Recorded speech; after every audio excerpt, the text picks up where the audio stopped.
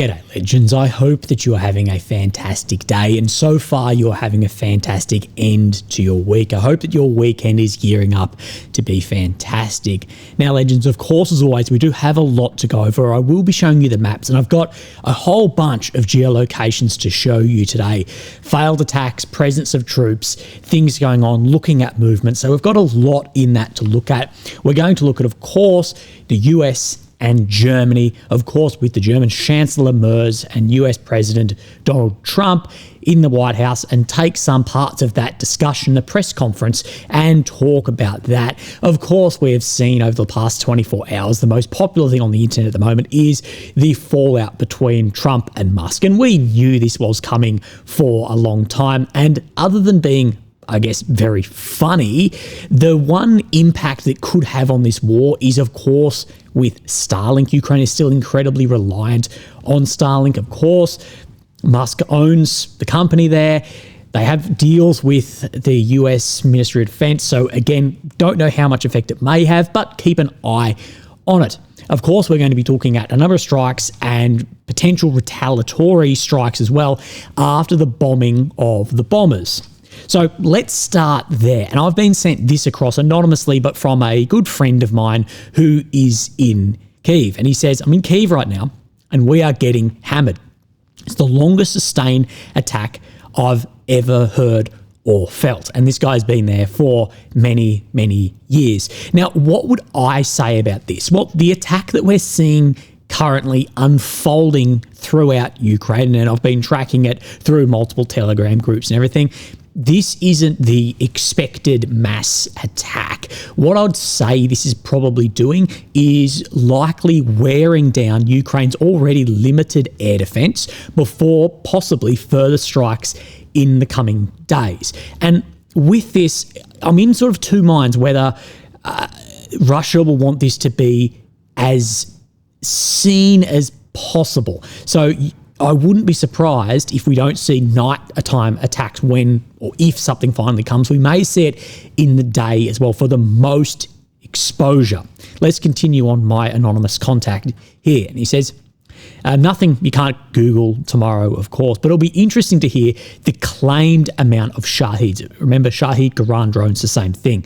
It has to be Shaheeds. Well, I hope, because there's just so many hits. So many hits, a lot going on the air, and I guess a lot of people waiting anxiously for what the retaliation for those bomber strikes might be.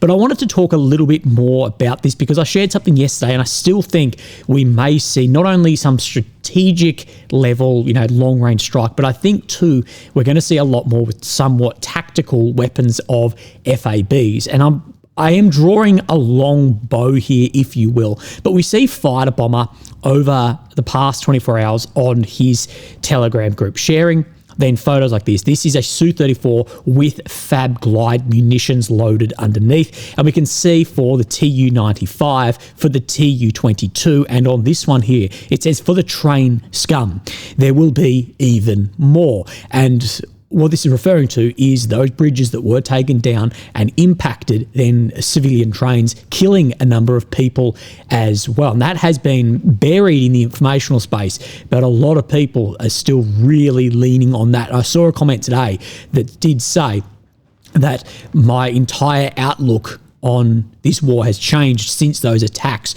on those trains. So what am I getting at in this? Well, we see a lot of this on Fab Glide munitions. Then we see Fighter Bomber posting up photos, and more photos than just this, of Su-34s. And what I have said is maybe the response, people are expecting like mass missile and Garand attacks across Ukraine, but maybe the response will be a massive increase in tactical aviation and create real impact and damage on the front line with just those amount of Fabs. Remember, we have Western sources claiming that Russia could make up to 75,000 Fabs per year. That is an incredible amount.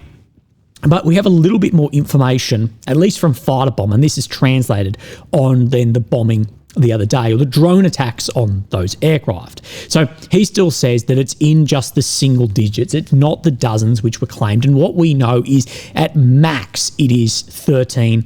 Yes, more were attacked, but as far as destroyed, it's probably around that 13.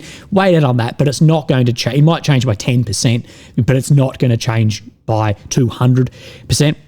He says the overwhelming majority of aircraft attacked were non-operational airframes. That's what he is claiming. He says it's aircraft fuel, avgas, that burns when we see this. If you see an airframe with a hole in the side of it, it's scrap metal. It must be empty. That is what he's saying. He's saying these decommissioned aircraft, they're never filled up, and they're the ones with the thickest piles of tyres on them because they're not going to move. They've been there for a long time. And what those tyres do, it does a couple of things, I'm aware, is it can change the signature of the aircraft on the ground for any AI targeting. It changes the thermal signature, but also some people saying it's actually more benign than that. It's just to actually ruin the any lift on the wings in case of heavy winds, so we don't have to actually tie them down. He does talk about the A-50, which were targeted much earlier in the war, was able to then resume combat operations. Although he says we should only count the aircraft that actually burn, he does say, unfortunately, quite a few of them did burn. But he says we did not suffer critical losses from this attack. But this is where I find it interesting. He goes, but if such a strike happens again, and this is what I say all the time about strikes, they need to be simultaneous and successive. And if this happens again and again, well, that's when it starts having real impact. And this is what I say about Su-34s. It can't be one Su-34 goes down in a blue moon. With the numbers of Su-34s, it needs to be multiple a week to then have real effect. Now, in Bryansk, in Russia, we have seen a number of strikes overnight, and likely some of these are related, because what we are seeing today as the missiles fly into Ukraine, a number of Iskanders are coming from Bryansk, and this is as we speak. And we saw overnight a Ukrainian drone striking the Bryansk airport here, and then likely that a weapons transport was hit. Something has gone bang here with secondary. And this may have been Iskander munitions. As we see in Bryansk overnight, we do see as well that 2 Iskanders have been destroyed by Ukrainian long-range missiles, potentially HIMARS systems. And what I'll say is for many, many months, Iskanders, they have been wreaking havoc, not only in a tactical sense, but also in a strategic sense, from frontline agglomerations to strikes well deep into cities. And this is the first destruction of these systems that I've seen for then a long time. And this is, much like the FABs, something that Ukraine really need to get on top of, because we see those military camps getting struck. We see strikes into cities. We see them used in both senses. These are very, very deadly systems that there's no real counter for. And the counters made earlier on in the war are obviously not keeping up with how they are now able to evade air defense. I'll put that full video on the Telegram if you'd like to see it, but you can just see one then burning, cooking off here, and you do see then here it is, and then later on this one on the left cooking off.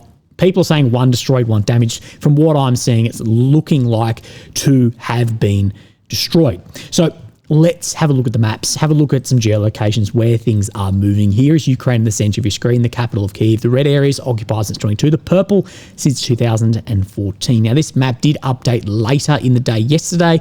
We don't have a map update for today. Deep State's been updating at all different sorts of times recently. So where I want to come into first is then around Toretsk, because in here the map doesn't change much, although it's very hard to get an idea of what is actually occurring in here. So what we do have to rely on a lot of is geolocations, and I've got a lot of these for you today.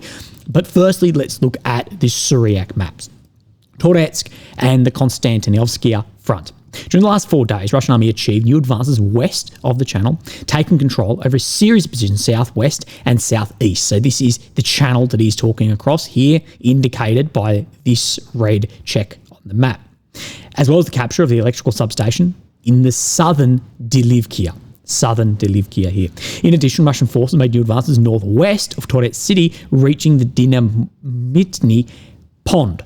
So in this direction to the north of Toretsk. And this is where it gets difficult because you've got Delivkia here, and you can see where Suryak is showing that Delivkia both have presence or occupation of Russian forces as well in the direction of Kurdyamivkia. And it's very difficult in here because it is very fluid as well. So I do have a number of geolocations today to show you. Some of these I can't show you because we are on YouTube. Again, I'm more interested in the overall tactical effect of where there may be presence and what that may mean than just seeing something go bang or someone then losing their life. So what we have to rely on around here is a number of geolocations. So we see Toretsk, we can see this pond in here, and we do have a geolocation today.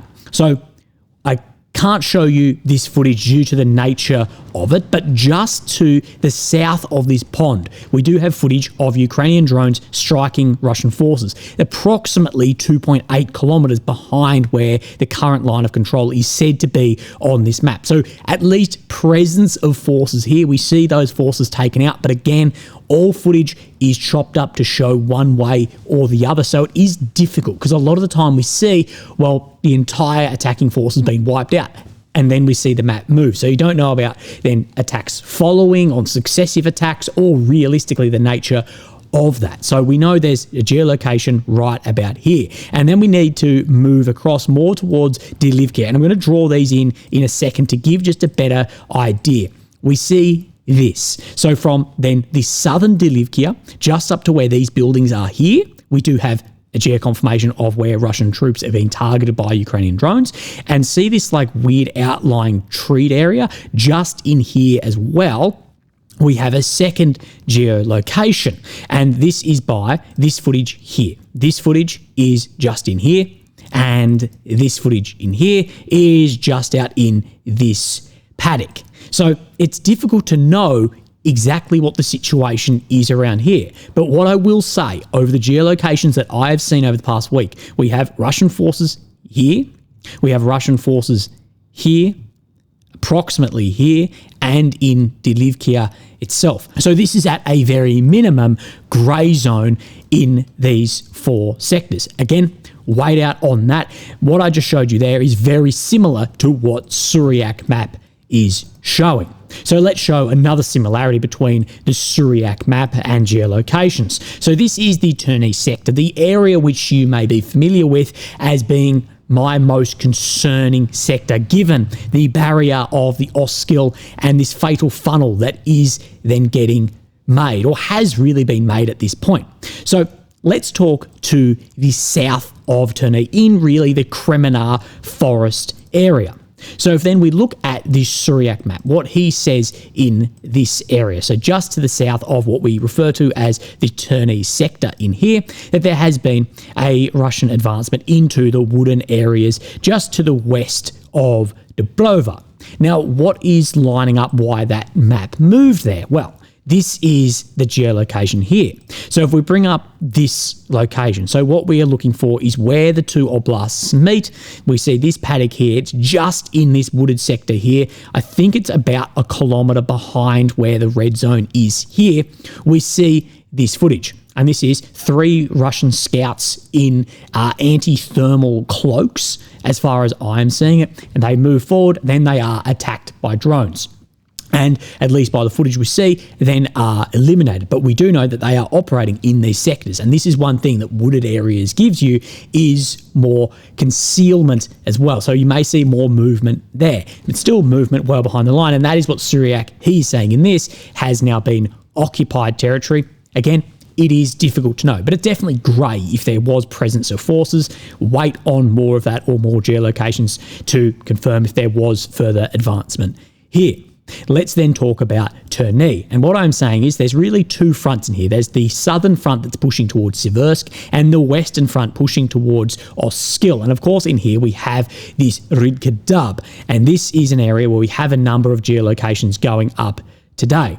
So we'll bring up the map here and we do see 2 flags going up. The first one just on this road and then another one just to the northwest of it, but both in green zone. And we see this is the first flag here. You can just see the small map here. That sits just above where this is this road here is this road. So it sits just up in here. I tried to get that red dot as close as possible. And then the second flag going up here, just as this road turns down to then southwest, we get it just in here. So Ridkadab, likely a lot of it has come under Russian control. And what I've been saying is in the direction of Karpivka, I can't see too much further movement west, potentially, but I think first they'll be trying to fatten this area from Zeleny Dolnya, which we can see by the grey zone here, then getting bypassed and enveloped, and further out through Ridkadab as well, because there may be real action to try and keep this envelopment open to create a funnel through there. Remember, it is attritional war, not maneuver war. That having a positive rate attrition is more important than just gains or loss of kilometre squares. And this is, like we've been saying, why Ukraine should be stepping back and happy to let some areas go and step back. But what we hear from Ukrainian forces to Ukrainian commanders is that this senior command isn't willing to do that. So let's have a look in other areas in the front. Let's firstly see where the red check is on this map, and this is to the south of Zerbeny. Of course, this Oleksivkia envelopment that is occurring. This map, I think, is very, very behind this front line. Bahatar, Odrane are still shown not even in grey zone. We had 11 flags go up in Bahatar, similar amount in Odrane as well, but more movement on this sector. And what we do know is that Russia is really levelling this front, and I think that's what they'll be trying to do. From Adashny to Oleksivkia is level that front before a movement into Dnipro Oblast, and then before further northern movements to create the western flank of Pokrovsk. We have a couple of Syriac maps updates in here, so let's have a look at this. And he's saying that around Novosibirsk, so just in here, this is where there has been some intense battles, but that Russia has taken 2/3 control of this. Of course, getting very, very close to then another oblast. Let's then go to the east of Pokrovsk. No change on this sector here. Remember, we do know that Zaroya is highly likely under Russian control, and we then see this. So this is then Zaroya that sits in here. Of course, then we have Romanivkia, and we see further expansion in the direction of Yamblanivkia, where we saw more of those armoured assaults going and just fattening this overall area that is thrusting to the north, and then further to the south of Malinivkia. This makes sense. Like I've been saying, the goal of this front will be to go north, then go east and west, and go north, go east and west, and that makes complete sense given the ability to envelop both to the east and west, as well as the defensive lines that Ukraine has made around Pokrovsk and Minograd as well. So wait out on that. But you can see this developing in then these two small envelopments occurring. Of course, not enveloped at this point in time, but once there is more control over roads entering into Toretsk and areas, we may see more of this. Let's then move our way down into Velika Novosilka, where we still are seeing further grey zone all the way to Ferivkia towards Komar as well. Now, the concerning part here isn't just the kilometre squares, it's getting then in behind the main defensive line here and crossing the Mokriali in many areas, working on both sides of this. Following days of intense bombardment, Russian army assaulted Ferivka and captured most of the locality. So this locality right here. Russian forces made a series of advancements at the eastern shore of the Mokriali River towards the locality of Komar. You see by Syriac map, this is where the main defensive line is sitting, and the Russians have then moved beyond that, and he's claiming into Ferivka. We can see the grey zone on this side, very similar to what Syriac is showing as red. You can push up through here and then further expand control in behind defensive lines as well. Because remember, defensive lines always have a most likely axis of attack. And just say the most likely axis of attack for the Russian defensive lines on Tokmak was from north to south. And what the Ukrainians wanted to do was create a break-in somewhere around Robotny like this. Defensive lines sit like this. Once you create a break-in, then you can push, say, dead east, and you reduce the effectiveness of those lines as much as possible. And this is where Russia will be trying to do around areas like Pokrovsk, Velika Novosilka, and in the direction of Toretsk, Chasiv Yar, areas like this. It's trying to just leverage the path of least resistance for your forces. Then we come into the northeast, and this is a interesting update if correct here. In Radkivka frontline, of course, this sits just to the north of Kupiansk, a very important hub city in the northeast.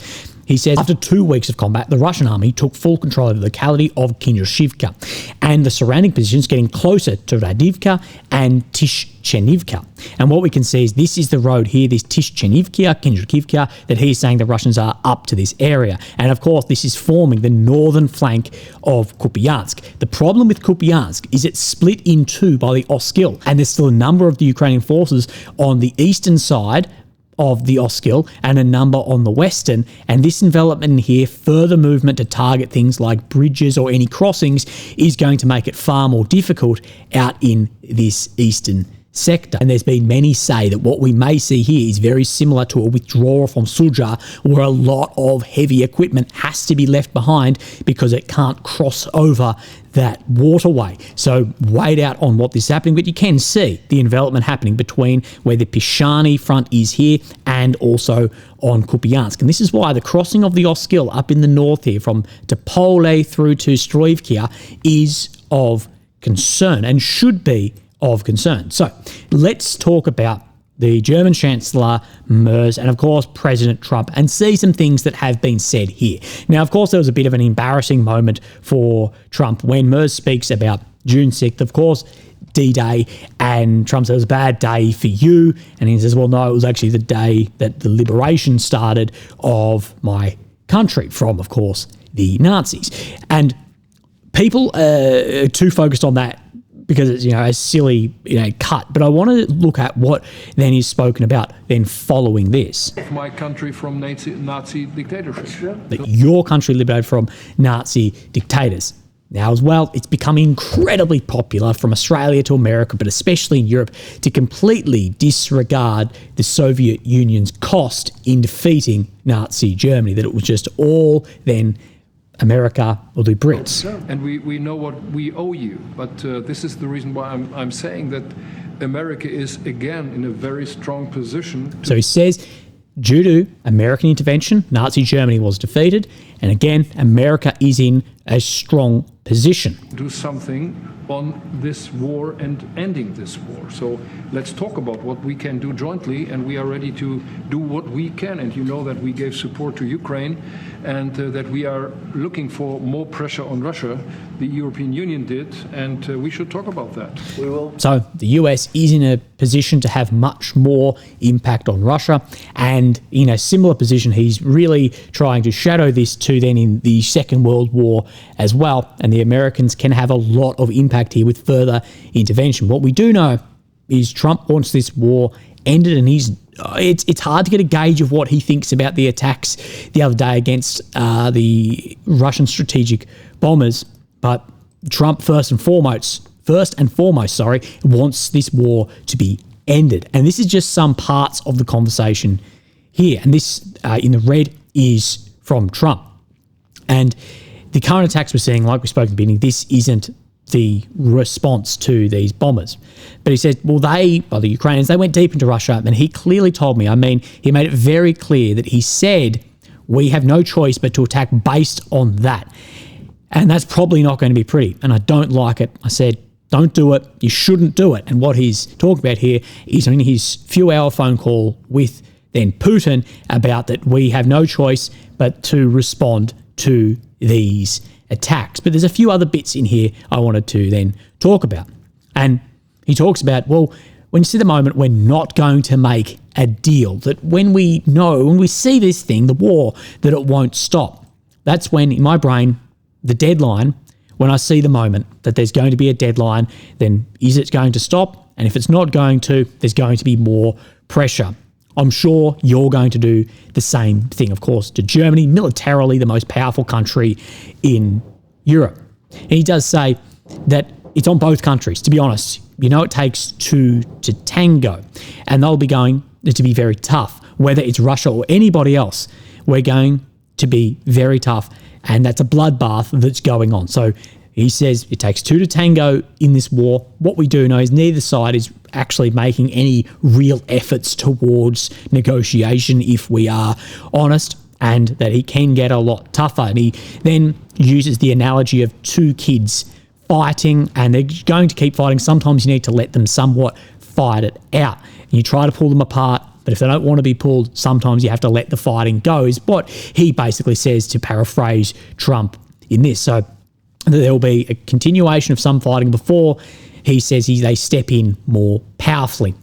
The thing is, I just don't know what Trump can really do at this point to have more effect on Russia. Now, everyone talks about secondary sanctions.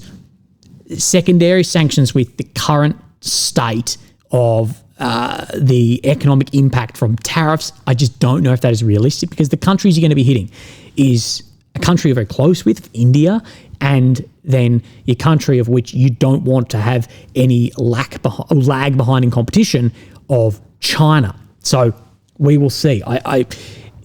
Of course, America can supply a lot more to Ukraine. They can add more sanctions and whatever on Russia, but the secondary, you're running out of options here to have further leverage. And what happens at that point?